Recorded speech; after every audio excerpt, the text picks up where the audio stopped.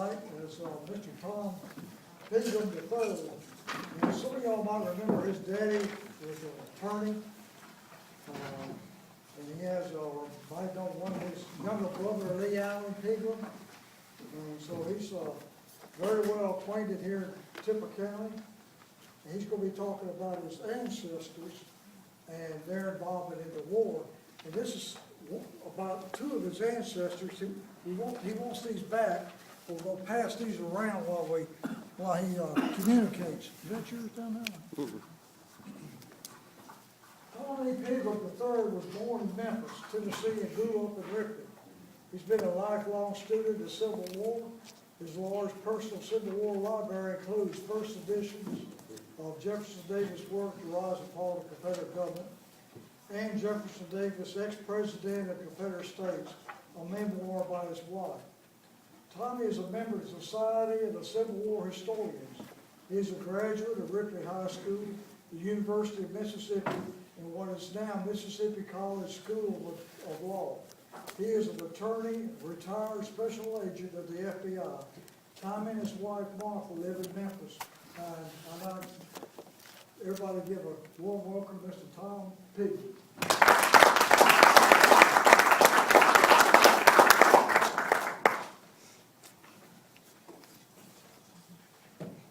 Well, thank you. I'm very, very proud. It's a real pleasure for me to be here tonight. As most of you in this room know that we're here in October. Alan Wyman was here as a speaker, and he talked about Colonel William C. Faulkner and the book Death on the Courthouse Square, which Alan had written. Alan had asked me that night to come and if I would speak about Colonel Faulkner's and Dick Thurman's participation in the Civil War, which was not covered in the book. As Mark knows, we were very busy that night. It was a very busy night. Mark and I agreed that I would come back here in February. Here I am. And I am going to talk about Colonel Faulkner's service to the Confederate forces, and I'm going to talk about Dick Thurman, and I'm going to put a little bit in there about my relatives from right here in Tippah County who fought for the Confederacy. I'd like to consider first the service of Colonel W.C. Faulkner to the Confederate forces. In April 1861, President Jefferson Davis made the call for troops for the Confederate armed forces. Mississippi answered that call with 8,000 troops. They were companies, raised in companies, and the companies were thereafter sent to Corinth. On April 30, 1861, there were two companies based in Ripley, the O'Connor Rifles and the Magnolia Rifles, which Colonel Faulkner helped to organize. A parade was held in Ripley to honor these two companies, and they were each given a battle flag, and they marched out of town. They marched north towards Salisbury, Tennessee, and they got near the Tennessee state line. They camped there for the night, and the next day they went from Salisbury to Corinth by way of the Memphis-Charleston Railroad. And they assembled at Corinth with other companies, and they were mustered into the 2nd Mississippi Infantry Regiment. These volunteer companies had been a part of Mott's brigade of the Mississippi Army, the Mississippi State Forces, prior to this time. Colonel Faulkner was elected as colonel of the 2nd Mississippi when it was first organized. But I want to digress here for just a minute. Miles Jefferson Minute was a member of both the O'Connor Rifles and the 2nd Mississippi Infantry Regiment. My grandmother Pigram's name was Garmelia Bennett. Miles Jefferson Bennett was her father, and he was my great-grandfather.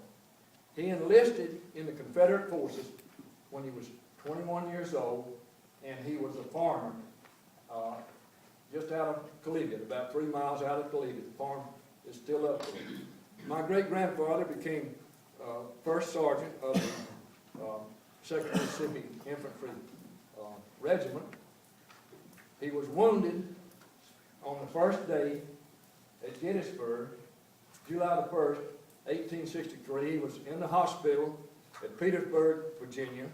He was released, he got out, he returned to duty, and he was captured along with most of the 2nd Mississippi Regiment at Hatcher's Run during the siege of Vicksburg in April of 1865. He was released on oath in June of 1865. Sergeant Bennett was twice decorated for bravery.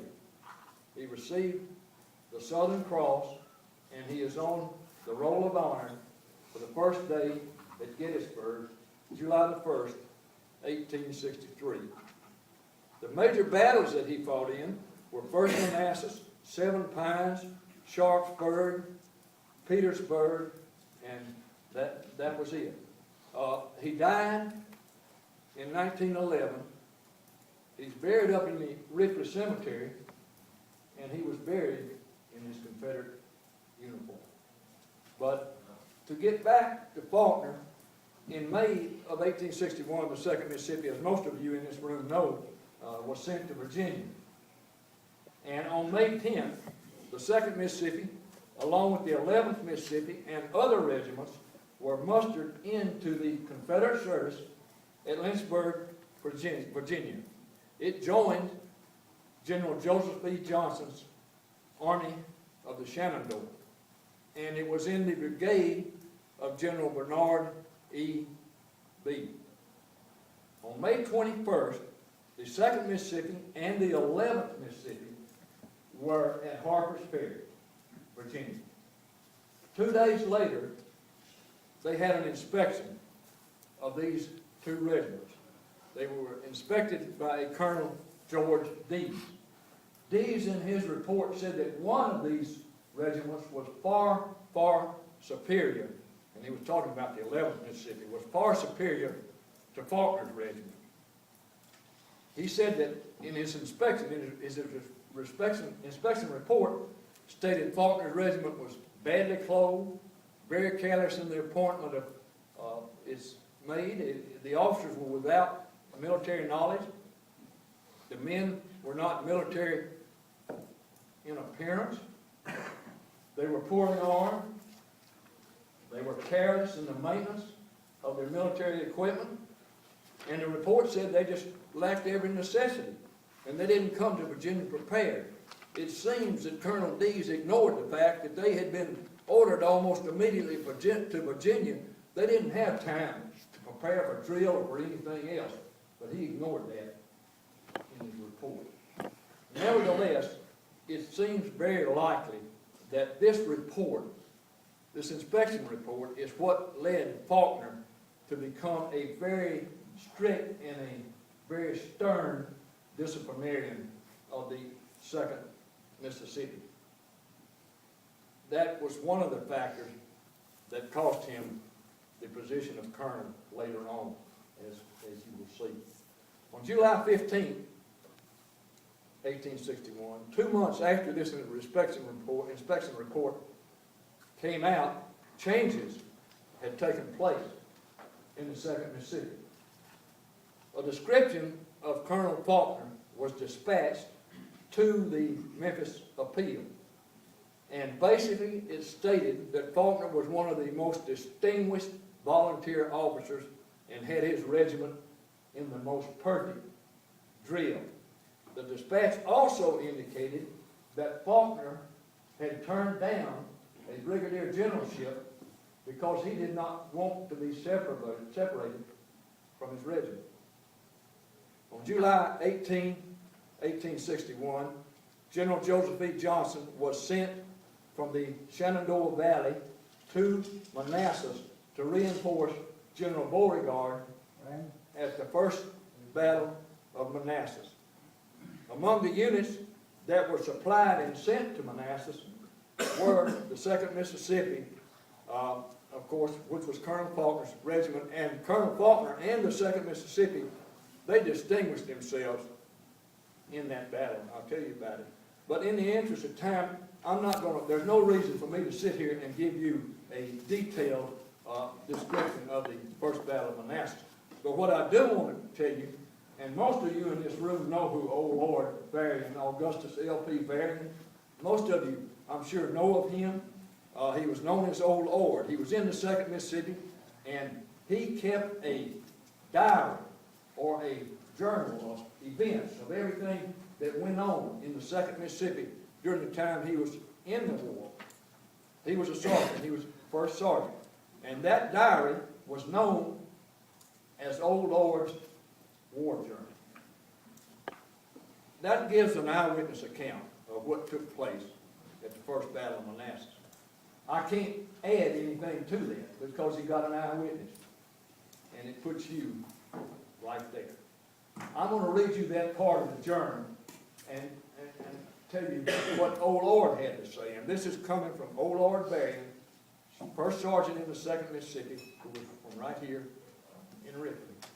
On July 18th, the regiment marched to Piedmont Station, now Delaplane, on the Manassas Gap Railroad, and traveled by rail to Manassas, which it reached on July 20th.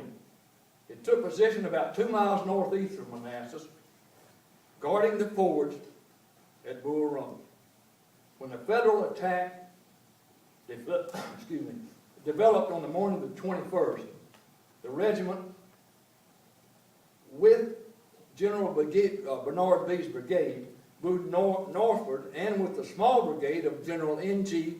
Shanks Evans, contested the Union advance north of the Warrington Turnpike. They were forced back to Henry House Hill, where Brigadier General P.J. Jackson had formed his stone wall.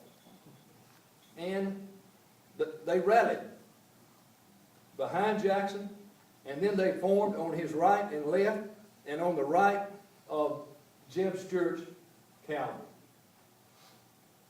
From this position, it, being the 2nd Mississippi, participated in the attack on the Ricketts Federal Battery, which was charged by Stuart from the flank. In his report of the battle, here's what Jeb Stuart said. Participating in the charge was Faulkner's regiment, Mississippians, whose gallantry came under my personal observation. General Joseph E. Johnson's official report named Faulkner as one of 13 colonels whose conduct at that battle was outstanding. At the Battle of First Manassas, Faulkner wore a black feather in his cap. There was a dispatch after the battle, after the Federal retreat, that went to the Memphis Appeal. I want to read you what that dispatch said. It talks about Faulkner and the 2nd Mississippi. Colonel William C. Faulkner of the 2nd Mississippi Regiment and all the brave men of his command won immortal honor. The colonel, who was ever in the van of battle, received a slight wound in the face, had 2 horses felled under him, and when the 2nd horse fell under him, he was thrown violently against a stump, and for some moments he just lay senseless. Recovering, he again mounted. He went forward to engage the foe, and General Beauregard observed him. When he observed him going by, he shouted, "Go ahead, you hero of the black plume. History will never forget you." The Battle of Manassas was the 2nd Mississippi's only fight under Colonel Faulkner. In April 1862, the 2nd Mississippi was reorganized, and there was an election held for colonel. John M. Stone of Iuka defeated Faulkner on the 2nd ballot for the colonel. Stone, as some of you may know, after the war, was twice elected governor of Mississippi. He was the second president of what is now Mississippi State University, and as you all know, the first president was General Stephen D. Lee. Old Lord said in his journal that Faulkner's friends in the regiment were very, very disappointed over this defeat, and Faulkner himself became very bitter about it. He said that they blamed it on his discipline of the regiment. Others said that perhaps his gallantry was in fact recklessness. Anyhow, after he was defeated for colonel, he returned home in June 1862. He returned home to Mississippi. And after returning home in July of 1862, he recruited the 1st Mississippi Partisan Rangers, with which everybody in this room is familiar. They were recruited from right here in Tippah County and a few from the surrounding area. This unit was recruited as a regiment under the new Partisan Ranger Act, which also allowed them to be paid for any captured arms or munitions of war.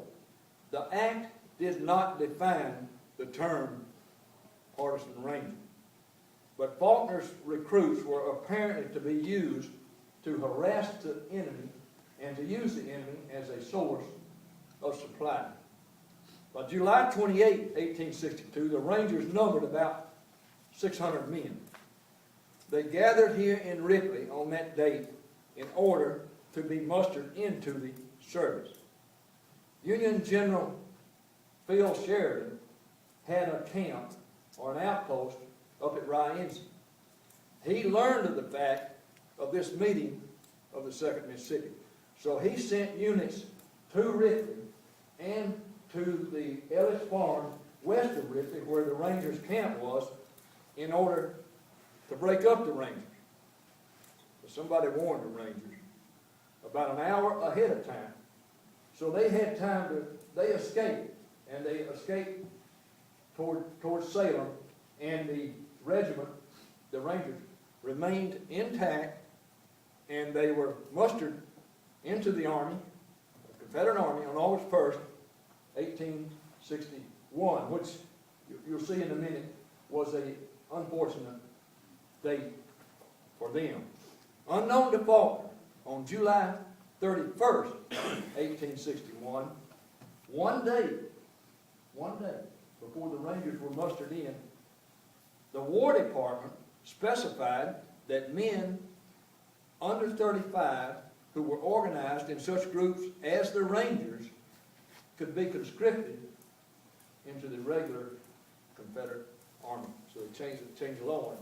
They also claimed that Faulkner did not have authority to raise the Rangers, because that authority had to come from the head of the department, who at that time was General Earl Van Dorn. And Faulkner recruited the Rangers under General Sterling Price, so somebody raised the issue about it. At any rate, the Rangers, they weren't primarily designated for guerrilla warfare. They were going to be used to operate as a part of and within the regular Confederate cavalry. The Rangers ultimately, as most of you know, provided hard-pressed relief to the area of here, North Mississippi, by harassing Union outposts and causing destruction along the vital railroad between Corinth and Union-occupied Memphis, Tennessee. On August 24th, the Rangers left Ripley, went north to Corinth, and they captured some Federal stragglers.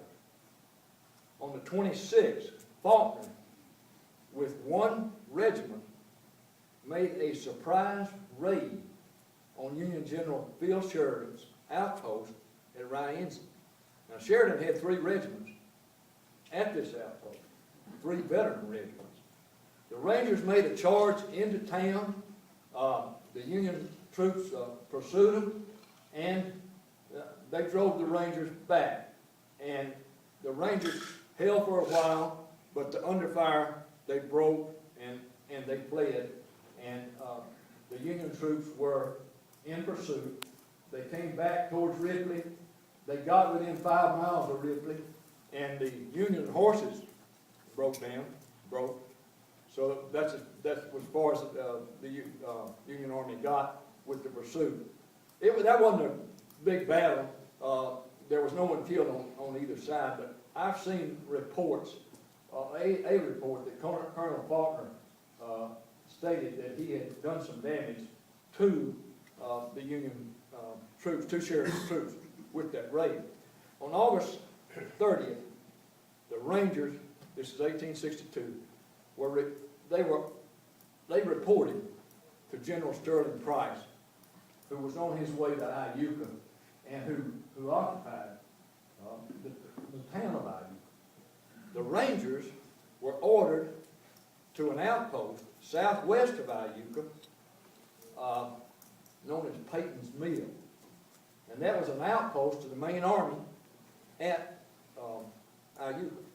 On the morning of September 19th, 1862, Union Colonel Edward M. Hatch and his 2nd Iowa Cavalry were ordered to screen the march of General Rosecrans to Iuka, who was going to attack Iuka. Hatch proceeded about 6 o'clock a.m. He proceeded towards Peyton's Mill. 2 miles from the mill, these federal troops were fired on by the Ranger pickets. The pickets then, they were overpowered, and they were driven back to the main camp at Peyton's Mill. There had been a skirmish for about 20 minutes, but the Rangers had to withdraw. They were overpowered. So they yielded the ground, and they fell back to the main Confederate army, Sterling Price, at Iuka.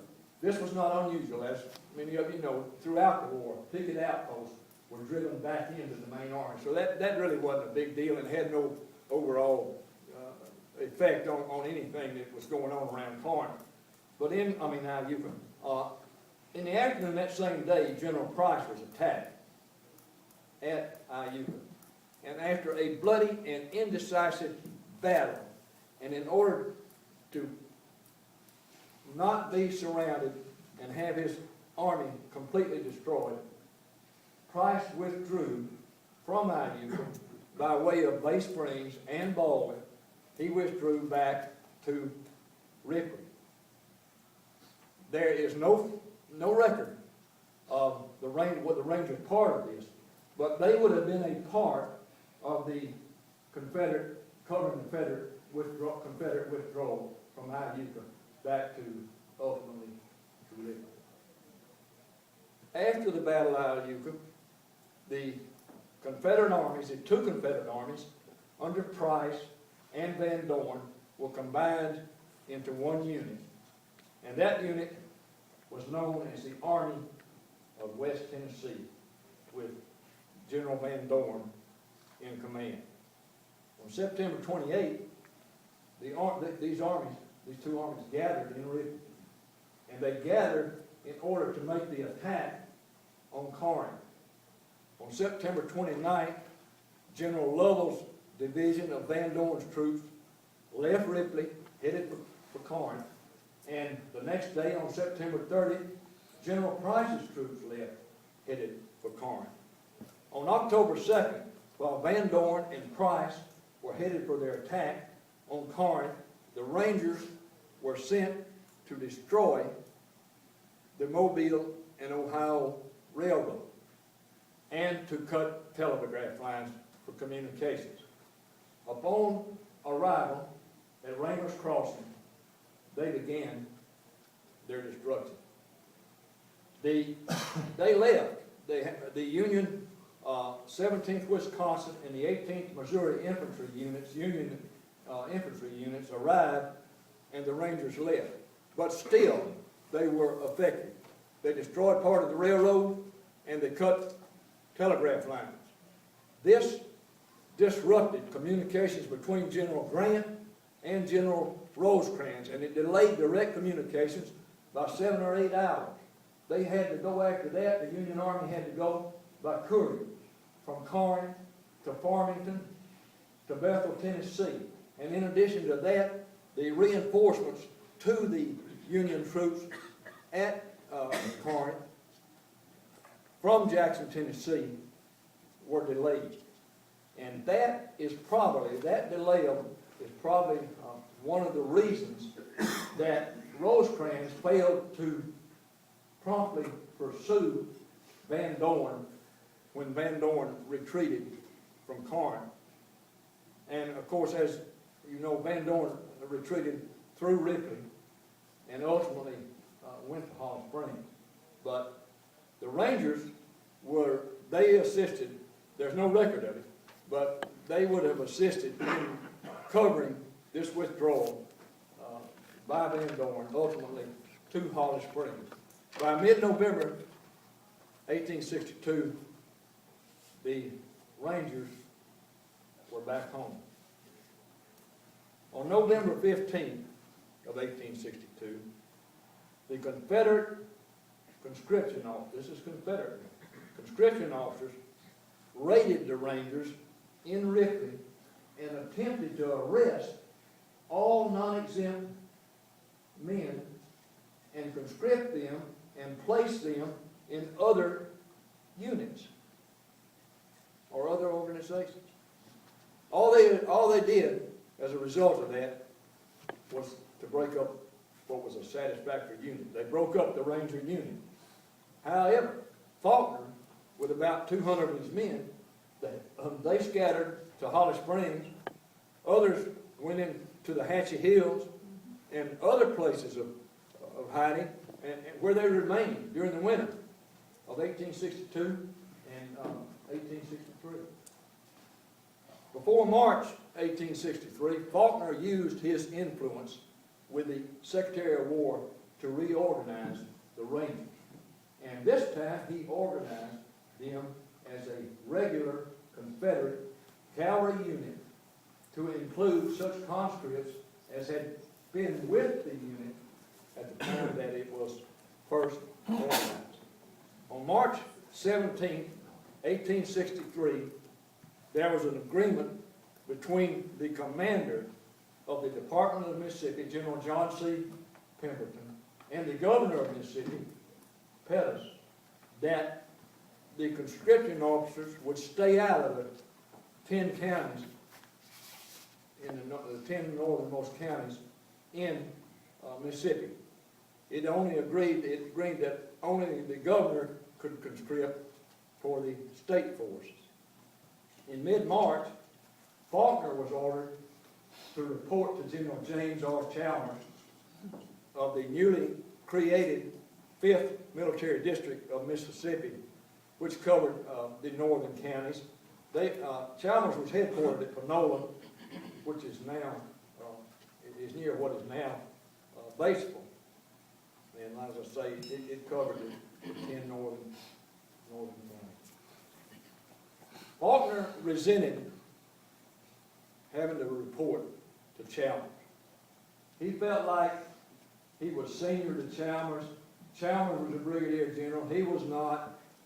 He just, some way in his mind, he didn't want to report, but they didn't buy it. They didn't listen to him, and he ended up reporting.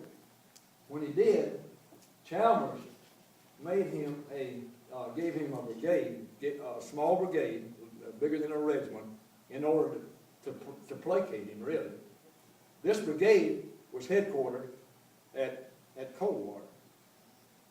The Rangers themselves, they were stationed on picket duty along the Memphis-Hernando Road near Horn Lake in order to stop the illicit trade between individuals within the Confederate lines and within Union-held or federally held Memphis. At this time, it's believed that the commander, the one in direct command of the Rangers, was Major J.M. Park.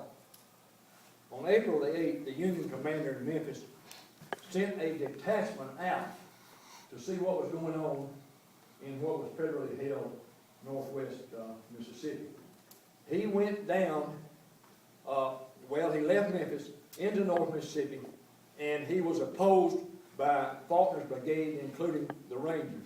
They chased him all the way back to Nonconnah Creek, within 5 miles of Memphis. So the first contact that the Rangers and the regiment had with the Union troops was a victory for them. After that, though, the Rangers began to desert. They said it was said that they were homesick. They were over in North Mississippi, Northwest Mississippi, and also they were very close to the Memphis brothel. So on April 15th, General Chalmers, he sent out a company in order to arrest the deserters and the persons that were AWOL, wherever they found them, and to bring them back. On the morning of April 18th, Union General George E. Bryant, with the 12th Wisconsin Infantry, the 3rd Wisconsin Infantry, and the 5th Ohio Cavalry, set out on a raid in force from Memphis to Coldwater. Near Hernando, they had a skirmish. They were attacked by the Rangers, and there was a skirmish with the Rangers, which is generally known as the Battle of Hernando. There was about an hour's heavy fighting. The Rangers were soundly defeated. They lost 72 men captured, 40 men killed, 2 companies just annihilated. Supplies were captured, wagons were captured, and they put up a stout resistance, but they were just overpowered. And they were driven all the way back to the Coldwater River.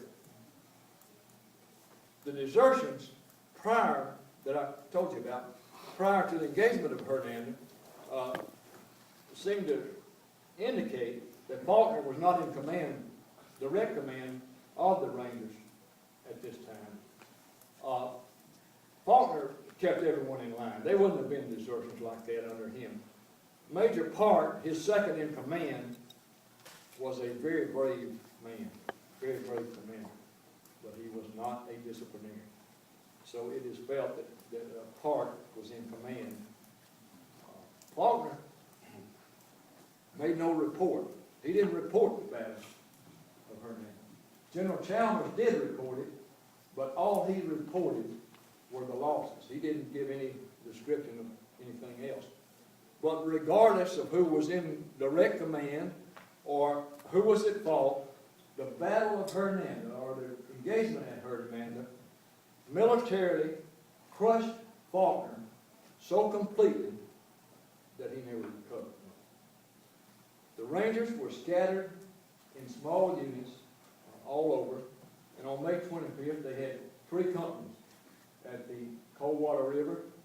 They had 1 company at Hernando on scout duty. They had 4 companies here in Tippah County on furlough to gather the wheat crop. Faulkner never again participated in Civil War combat. He went on sick leave, was never again in active charge of the Rangers, but he did retain titular command or commanding in name only for several months. On May 30, Colonel H.C. Young was named as the commander of the Rangers, and General Chalmers replaced Faulkner with Colonel Robert McCullough as commander of the 1st Brigade. On October 31st, Faulkner resigned his commission on the grounds of ill health, and he took no further part in the war.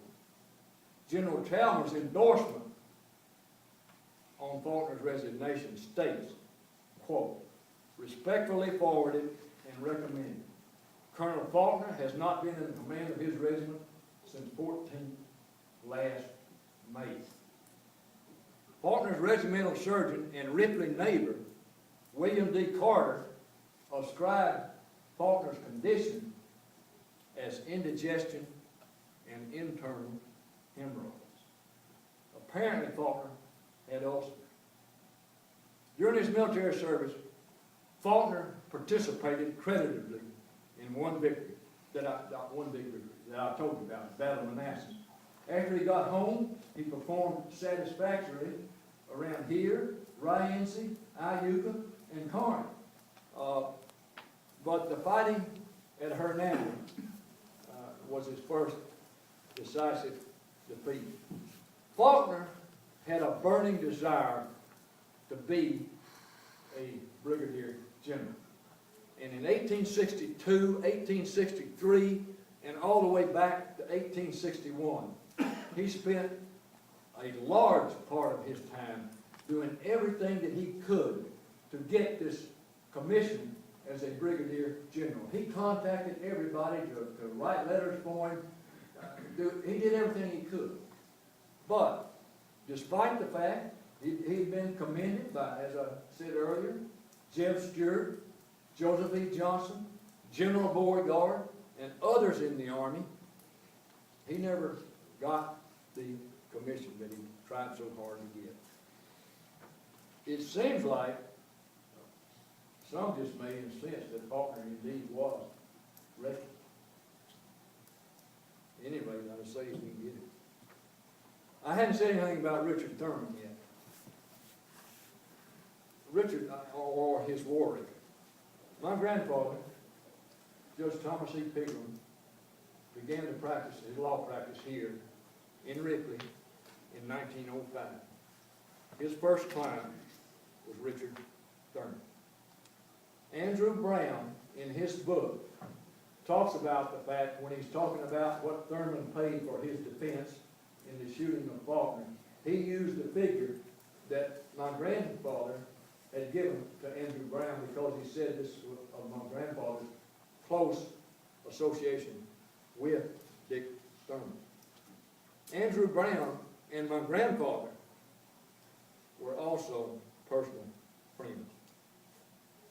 I have a letter which Andrew Brown wrote to my grandfather in 1953.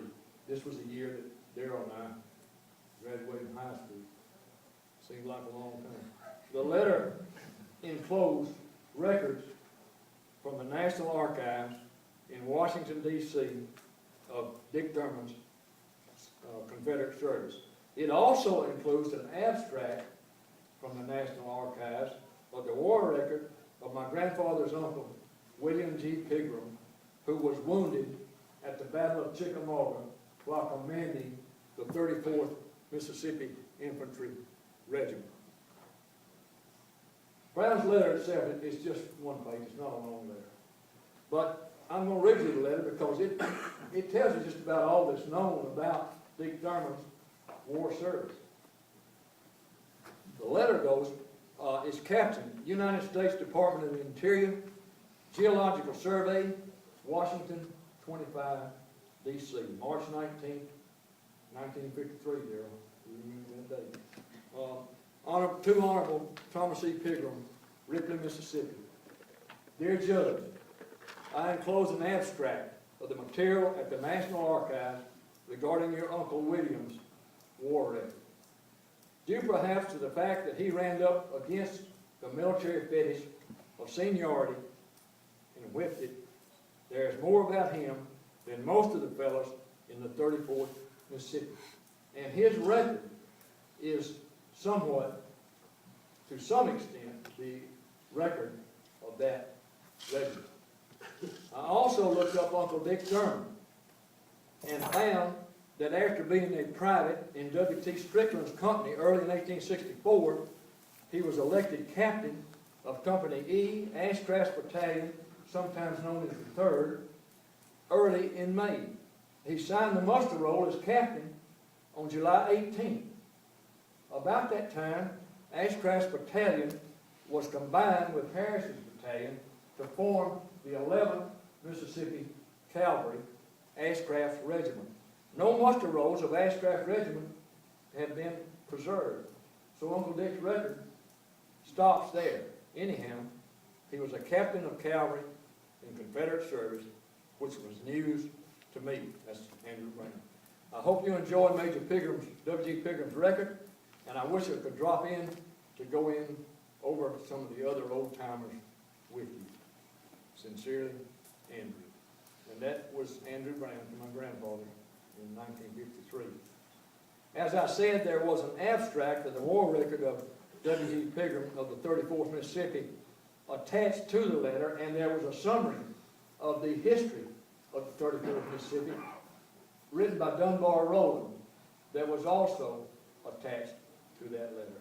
In conclusion, not much longer, I do want to share some things I know with you. I want you to know about Uncle Bill, who was known in the military as Major Bill. In 1838, when he was a boy, young boy, 16 years old, his family moved from Hardeman County, Tennessee, I have reason to believe it was around Salisbury, to the Faulkner area of Tippah County. And Uncle Bill at one time lived in the Canaan area, in Benton County. On May 25th, 1862, he was among the group known as the Tippah Rangers when they organized on the parade ground at James Childers' farm out of Ripley. They elected John Y. Murray, Captain, W.G. Pegram, First Lieutenant, John D. Murrah, and George Wright, Second Lieutenant. The company consisted of 70 men and became Company A of the 34th Mississippi Infantry Regiment. Uncle Bill was ultimately promoted to major, and the 34th distinguished itself until the end of the war, as Gravy knows. Here's an excerpt from Arthur David Boone's book, Honor Without a Stain, History of the 34th Mississippi Regiment, 1862 to 1865. And it talks about their attack and their charge at the Battle of Chickamauga. Fighting began in earnest in the morning of the 19th at approximately 9 o'clock with an abundance of small arms fire being heard and with little artillery fire. Moving to the north, Walthal's brigade, and every one of you in here know who Walthall was, caught the Union regulars of General Baird in the process of changing fronts at 11 a.m. With a gallant charge, said to have been as brilliant as any made across an open field during the war, the 34th, as part of Walthal's brigade, attacked. Pushing relentlessly forward, the regiment gave no quarters to the soldiers in blue in front of them. The enemy returned the deadly fire, savaging the officers of the 34th. Major Pegram was badly wounded in his side at this time, and Adjutant Miller fell wounded, leaving command of the regiment to be assumed by Captain Henry Jerome Bowen of Company I. Lieutenants Murrah of Company A and Childress of Company I are also noted as being wounded at this point. And that's the end of the quote from David Boone. David Boone, as I said, indicated that Major Pegram was wounded at Chickamauga on September 19, 1863. He did not recover from the wound, and he spent much time in hospitals and ultimately had to resign from the Army. He resigned on February 25th, 1864. His resignation was covered with endorsements, including the genuine signature of J.B. Hood, not one of my favorite things, anyhow, J.B. Hood, who was commander of the Army at that time. Major Pegram died in 1887. Here's part of what Dr. William Samuel Simmons says about Uncle Bill in his book, The Pilgrims of Virginia and Their Descendants, 1688 to 1984. 1984 was the year that the book was published. Major Bill Pegram is buried in Hines Family Cemetery at Hopewell. His gravestone gives no dates, only the following: Major William Pegram, 34th Infantry Regiment, CSA. Major Pegram was active in military and political affairs of this area. He was a lawyer, member of the Mississippi State Senate during 1870 and 1872. After his release from the Confederate Army, he spent the remainder of his life practicing law and farming. According to information that has been handed down through the family, Major Bill was a, quote, swashbuckling individual, both in military and civilian life. He engaged in a number of activities throughout his life, and apparently did justice to all of them. I've enjoyed being with you. It's been an honor. Thank you very much.